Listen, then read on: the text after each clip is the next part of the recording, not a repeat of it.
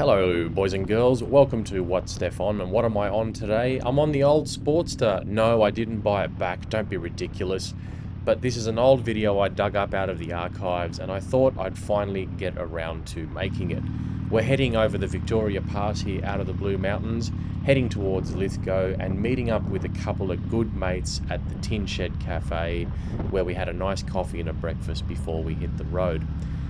Coming down Victoria Pass here, it's always a beautiful sight, and in a minute we're going to look to the left. Here we are. Look at that amazing view of the Megalong Valley. That is absolutely stunning. Dream life to buy some property down there. Anyway, we had our food, didn't get much of that, but we're heading out of Lithgow right now and heading into Ralston. Now, this video was recorded long before the Tanks and Tailpipes shop opened up. Link down below to their pages. Check them out. They're awesome people. You've got to stop in anytime you come into Ralston. But then out of Ralston, we hit the Bylong Valley Way, which is absolutely magical ride, and that asked us to maybe twist the throttle a little bit harder than necessary and have some fun. Recently, I got my Ultra Classic that I was riding down there, and this guy overtook me on this road, actually nearly this section, and he flung up some rocks at me, busting my headlight and my passing lights on the Ultra. But regardless, great ride down there, and it's always a magical road. Be sure to check out the Bylong Valley Way. It's a bit bumpy, so make sure your suspension and your backside is up to the challenge. On the Sportster, I don't recommend it. On the Ultra, very smooth and comfortable. Loved it.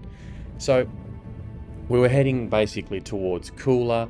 There's the sun setting in the distance towards the west there as we head north, and we made our way to Coolah, to this little pub where we just enjoyed a fantastic evening.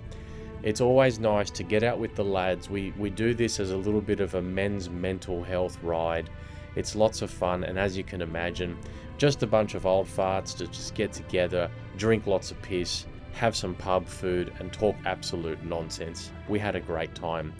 The pub is here just on the corner, and they're always bike friendly as well, and they let us park our bikes around the back so we could stay there the night and have our bikes safely parked behind the pub.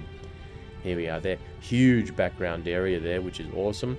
I love country pubs because there's always friendly service, but also just that beautiful massive area where you can park your bike safely and not worry about anything.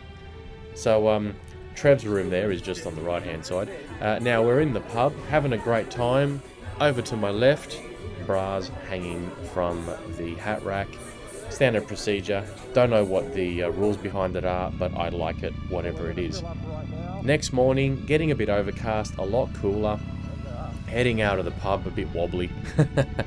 And we need some fuel. Grab some fuel, hit the road, beautiful scenery in front of us, Armageddon behind us. It was getting worse and worse, and no, I didn't drink that much. There are actually 2 Honda Goldwings in front of me.